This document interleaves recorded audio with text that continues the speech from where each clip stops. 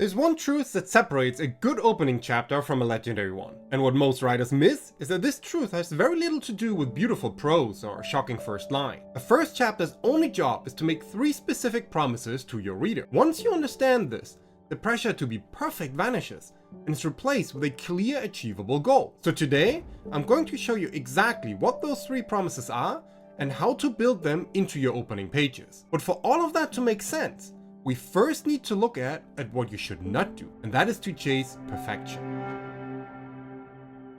You know the feeling? It's that paralyzing weight of the blank page, especially page 1 of chapter 1. We've all been there, staring at a blinking cursor with the fear that we'll somehow mess it up. That the words we put down will be a pale, embarrassing shadow of the magnificent vision we hold so dearly. So you start searching for a silver bullet. You read articles and watch videos that all seem to give the same advice. They tell you to write a killer first line. Some insist you need a jaw-dropping action sequence right off the gate. Others will preach the gospel of crafting the most beautiful lyrical prose imaginable from the very first sentence. This is what I call the first page fallacy. It is the flawed belief that your opening chapter must emerge from your keyboard as a finished, polished masterpiece. And it's one of the biggest reasons why so many incredible fantasy novels die before they ever reach chapter 2. When you obsess over the perfect line or the most shocking event, you lose sight of the chapter's actual purpose. Your opening chapter is not a performance. It isn't a place to show off your vocabulary. Its true job is to build a foundation of trust with your reader. That's it. Without that trust, the most beautiful prose in the world is just empty words. A shocking opening without an emotional connection is just noise. So chasing the perfect opening is a trap that keeps you from doing the real work of telling your story. So how do we escape it then? Well, we escape by completely changing the goal. Instead of trying to write the perfect chapter, your new objective is to make 3 simple, powerful promises to your reader. I developed this method after dissecting countless stories from timeless classics to modern masterpieces. My journey started from a place of deep frustration, trying to understand why my own openings felt so hollow while theirs felt so alive. What I discovered were fragments of a pattern that I condensed into my 3 promises. It became my roadmap for any first chapter now, and I have no doubts that it will serve you well too. Now, the very first promise you must make is this: I will show you a compelling character in a world you can believe in. This is where you ground the reader in your protagonist's status quo. You are showing us who they are before the world is turned upside down. This part is absolutely crucial. Without seeing the before, the after has no emotional impact. The true art here lies in establishing your character's unique voice. If you were to remove all the dialogue tags, would the narration itself still sound like them? A cynical character's narration should be clipped, wary, and focused on potential threats. An academic's perspective might be more verbose, filled with observations about history or architecture. Their voice colors every single description. We see the world through their eyes as a reader,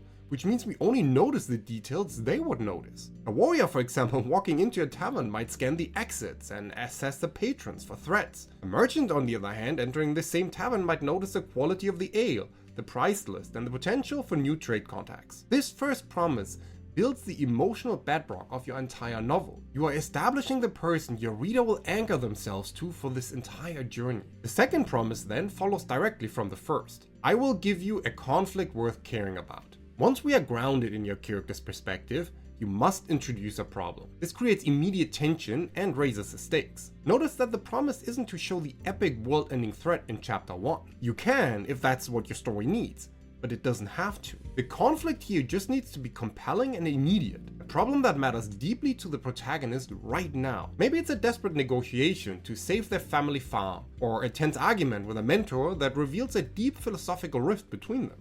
It could even be a quiet internal struggle, like a difficult choice they have been avoiding. The power of this initial conflict is that it serves as a crucible for character. It forces your protagonist to act, and the actions reveal their core nature to the reader. We see their flaws, their strengths, their fears, and their desires, not because you tell us about them, but because we watch them navigate this initial problem. Ideally, what you do in this step is to introduce both external and internal tension. The external problem is the challenge they face in the world. The internal tension is a struggle within their own heart or mind as they decide how to act. When these 2 elements are intertwined, the conflict becomes deeply personal and resonant for the reader. Finally then, once you have a compelling character facing a meaningful conflict, you make the third and final promise. I will give you a reason to turn the page. This is the hook, the engine that drives narrative momentum. Many writers think a hook has to be a massive explosive cliffhanger, but what a great hook really does is leave the reader with a powerful unanswered question. That question is what keeps them thinking about your story. It's a reason they stay up late telling themselves,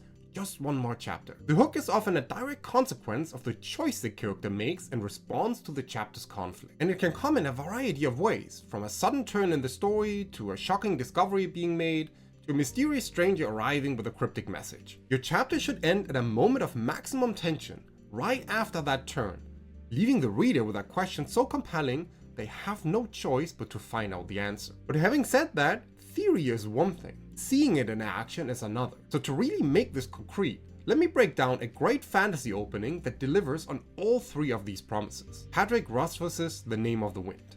Now if you haven't read it, don't worry. I'm going to give you just enough context to see the machinery at work. The story is about a man named Kvothe, a legendary, almost mythical figure, an arcanist, a hero, and a killer. But we don't meet him that way. The story begins with a quiet man named Kote, who runs a remote, lonely inn called the Waystone. This is the frame for our story, and it is a masterclass in making the three promises. Let's start with the first one. I will show you a compelling character in a world you believe in. The book doesn't open with a sword fight or a dragon. It opens with silence.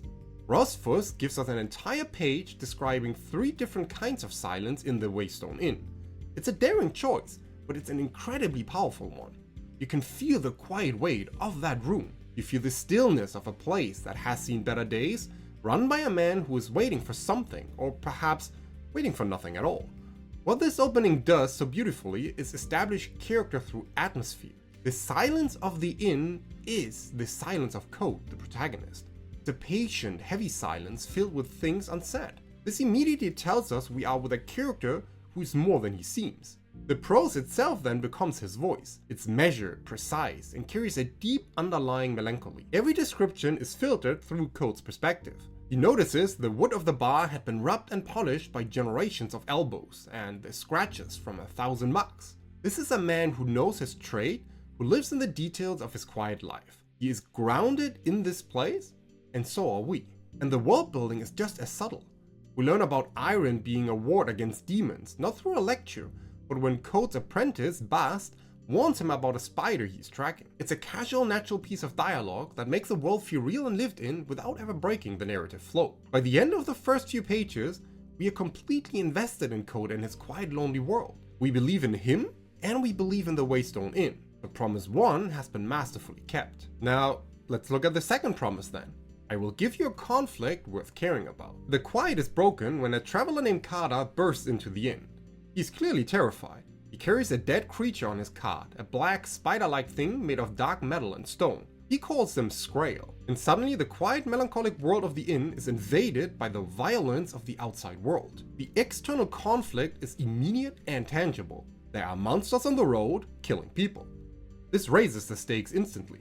The safety of the small town, this little bubble of silence Kote has built, is now threatened. But the true genius of the scene lies in the internal conflict it creates for Kote. As Kada tells his story, we watch Kote's reaction. He's calm, collected, and asks specific, knowledgeable questions about the creatures. His movements are described as sure and practiced. There's a spark of the man he used to be, a flicker of expertise that an ordinary innkeeper should not possess. This is the real conflict of the opening. It is a struggle between Kote, the man trying to be invisible, and Kvothe, the legend who knows exactly what these creatures are. So every word he speaks is a balancing act. He wants information, but he can't reveal how much he already knows.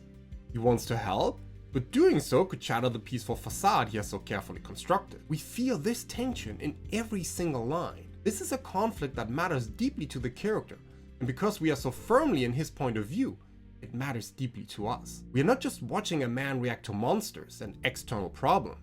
We are watching a man fight with an internal problem as well, and that is to keep his own past buried. So promise 2 is delivered with surgical precision as well. Which brings us to the third and final promise. I will give you a reason to turn the page. Now, the arrival of the Skrael sets a chain of events in motion. This disturbance on the road leads another traveler to the Waystone Inn, a famous rider known as Chronicler. And Chronicler, unlike everyone else in this small town, recognizes the innkeeper. He knows Kote is a disguise, so he calls him by his true name, Kvothe. This is the hook, and it is devastatingly effective. Throughout the entire opening, we have been asking ourselves a quiet question. Who is this man really? Now that question explodes, and we are left with an even more powerful set of questions. Why is this legendary figure a man of songs and stories hiding in the middle of nowhere, pretending to be a simple innkeeper? What could have possibly happened to reduce him to this quiet broken man? What is he running from? The hook takes a simple plot point and transforms it into a profound character mystery. Brazos doesn't end the chapter on a cliffhanger where a monster is about to attack. He ends it on a revelation that forces you to reevaluate everything you've just read. The unanswered question is not about what happens next in the plot, but about who the protagonist truly is. That is the question that creates an obsessive need for answers, and it is a perfect fulfillment of the third promise. So you can see how this all works together. The character established through voice and perspective. That character is then tested by a meaningful conflict revealing a deeper internal struggle. Finally, the actions taken during that conflict lead to a revelation that leaves the reader with a burning question. This is the blueprint. This is how you build an opening that doesn't just entertain but enchants. So the only thing left for you to do now is to apply this to your own work. But I know what comes next, because you might write a powerful opening chapter that keeps all these promises, but then you face an even bigger question. How do you deliver on all these promises for the next 300 pages? This is the moment where so many incredible ideas stall out, buried under the weight of the actual story. So to avoid this yourself, watch this video here next, where I show you how I plan the emotional spine of an entire fantasy novel in just 15 scenes.